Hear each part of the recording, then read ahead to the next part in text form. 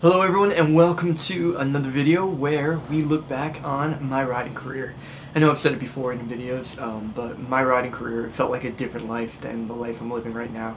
It was almost 7 years ago that I broke my neck, and since then I can't ride a BMX bike like I used to. And it's really difficult, really hard to live with, but at the same time, I had a really long, amazing BMX career, and I also have the proof of it. And having these videos that I get to go back and watch and relive those moments, it's so important to me. And in today's video, we are going over a video that I did nearly 10 years ago. Now, this was filmed at my parents' skate park called the Incline that was in Lakewood, New Jersey.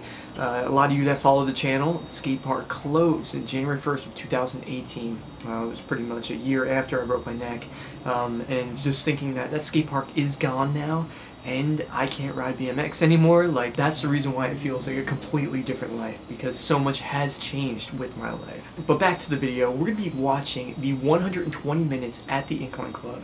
It was filmed by Ride BMX. The guys were actually in town shooting pictures of me, and it started raining and we had to retreat, and we went to the skate park and we decided to film a video. So now we're going to watch the video. I actually have it set up on my laptop, and I'm going to be watching this thing for the first time in a long time, so I'm really excited about it. So let's watch it together and then I'll break it all down for you.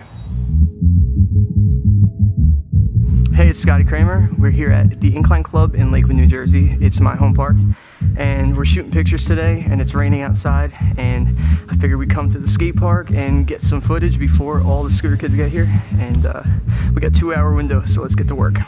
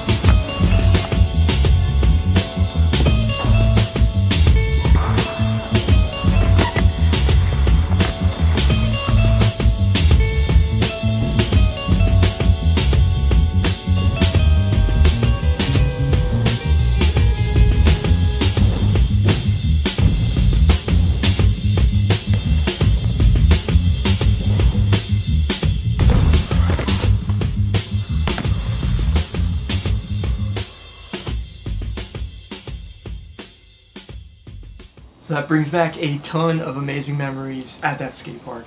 Absolutely love that place, and it breaks my heart that skate park's gone, but it is what it is. It's been a long time since this happened, and I'm just so grateful that I was able to experience my whole life that I lived there. And I'm glad that so many people around New Jersey and also around the country, around the world, got to experience that. And it's all thanks to my parents for taking that big risk. So let's watch the video again, and I'm going to break it all down for you. So there's a younger version of myself right now, and I don't know, so much time has gone by, and I know, yeah, I broke my neck, and I can't, be physical like I used to, but it gets me pretty bummed out that, I'm not, as fit as I used to be. But I'm also really grateful that I'm able to move everything and live a normal life for the most part, so you can see that guy on the ledge, that's actually Jeff Zielinski. He was the photographer taking the pictures, so. Starts things off with this very interesting line where I did that flip whip right into that hand planted fakie, and we're going to rewind that hand planted fakie, because this hand planted fakie is interesting because naturally I turn to the left. So if you turn to the left, usually you would hand plant with your right arm. I couldn't do it with my right arm. Physically, it just didn't feel right. It felt terrible. But with my left arm, I felt strong, felt capable. So I would do them switch. But I figured saw the opening there. When I would do a switch, I was like looking at the wall. I was like, I can do this fakie, so I pushed back into it. So nobody, like, I can't name anybody that would do hand plant fakies off the top of my head. I don't remember anybody currently. I have no idea. If you know any, put them in the comments. But like, I was doing that trick all the time. It was easy for me. It made sense because that was my natural way, and I enjoyed the heck out of it. And it was just cool to do something different. And that's kind of what my whole riding career was based off of. But yeah, it's a cool trick. I really love how you can get like inverted and push off of it and land fakie again. And I'm glad we got that one in the video. And this next clip right here is pretty cool. This gap over that bank to land it in the manual to downside tail whip. Like, if you look at how big that gap is and landing perfectly there, holding that manual, and then doing that manual up that bank and then kicking that downside tail up, like, that is pretty technical. I'm pretty amped up on that line right there. And that's something I really came up with actually like on the spot when we were filming that one. And a lot of the stuff that I was filming in this video, I wanted to do different than I was normally doing. Because like, I would film some stuff at the skate park, I would put some stuff on Instagram. I wanted to make sure I wasn't replaying all that stuff, so I would try to do different stuff. But moving on, you can see this cool little gap from that tight vert wall into Brooklyn's Bowl area. If you follow my channel for a long time, we spent many of videos in Brooklyn's Bowl. There's just so much stuff to do there. You can get so creative. It's definitely the most creative part of the skate park, I think. And doing that trick off that wall, a couple combos. Look at this, curve wide to feeble, to manual to bar spin, but this next variation is the one that I really like. Now you see this right here, landing in that switch foof and then popping into the bowl corner. Now I'm going to be completely honest with you right now. That trick is 100% by accident. I did not mean to do that.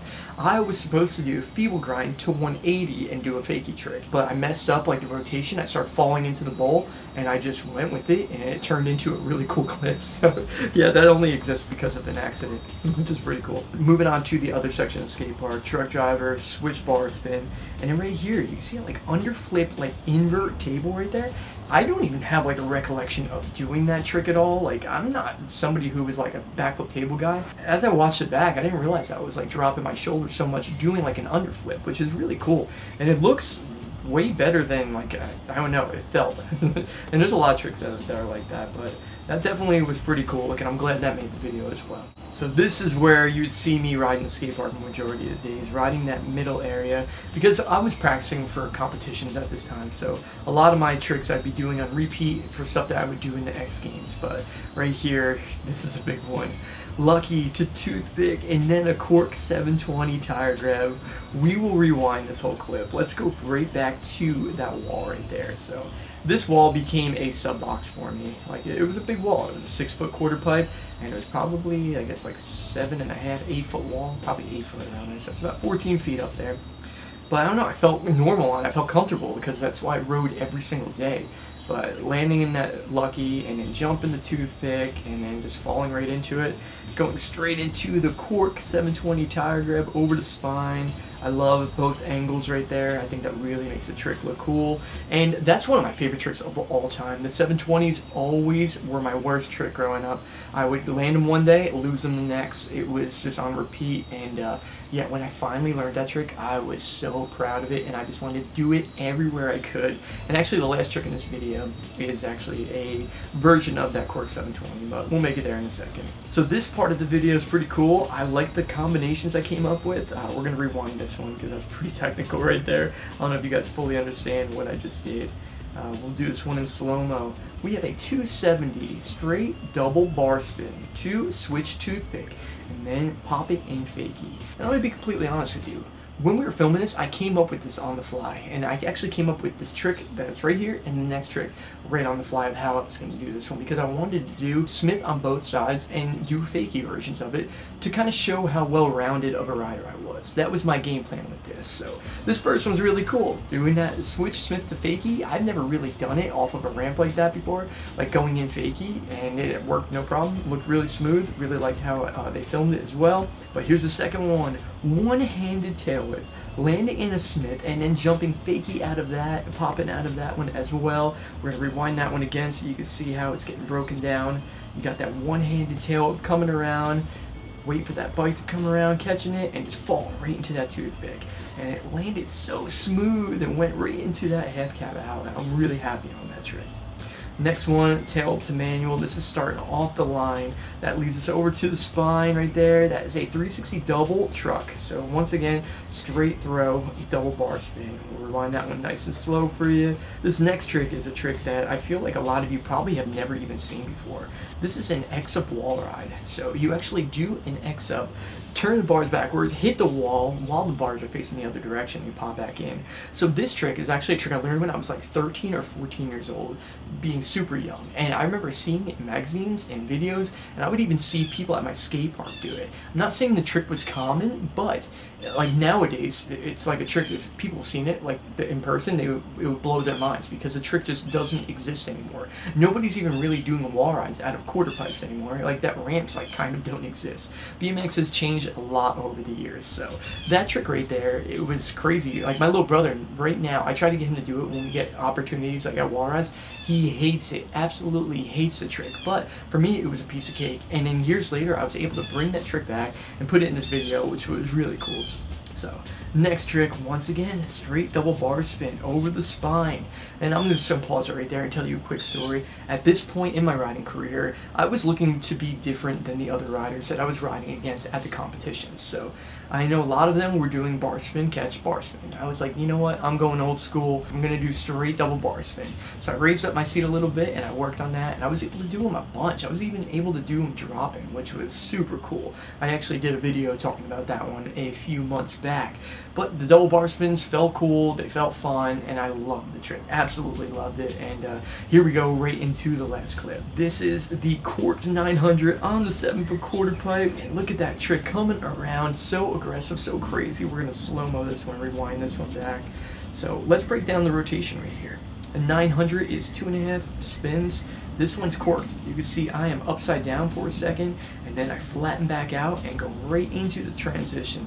Now this angle really shows you how crazy this rotation is, and I don't know, I got good at that one. It's not like I did that trick every single day, but every time I would go for that trick, I would land it. But it was one of those tricks that it took a lot of work. I knew there was a lot of, there was a big risk that went along with it. So I made sure that the ramp was perfect, that I was like not fatigued in a run. I made sure that I was in full control, because I was so scared that my front wheel would case the ramp and I would land flat bottom and get hurt. Now, when I say case the ramp, you know, you have the top deck, you have the transition, that meets there like a point. If my front wheel came around and hit and I was still looking and I would have fell in, it would have been terrible. So I avoided that at all costs. But yeah, that's a really, really cool rotation. I love that cork 900. Really proud that I was able to conquer that one, especially after I was so terrible at 720s. So that's it for this video. That's the whole 120 minutes at the Incline Club. And I'm glad we were able to watch this video again, because it's just awesome to be able to relive those memories and those feelings I had riding my bike. Like, I can think about riding BMX. I remember exactly what all the tricks feel like and how to do them, but like with my body feeling the way it is, like it just completely feels impossible at this point. Really, really weird to explain. It's a really strange thing when you have a spinal cord injury like this, and it sucks, but at the same time, I'm just grateful to be able to live a semi-bit normal life. There's not many things limiting me at this point besides, you know, my ability to do, I mean, anything active at this point. I could pedal my bike, which is great, but I can't do any tricks. I can't pull up. I can't get my body to move fluently. I'm just all about trying to keep it safe, trying to enjoy my family, enjoy my friends, enjoy my life. Once again, guys, thanks for watching this one. Thank you for the continued support, and I'll see you next video. Peace.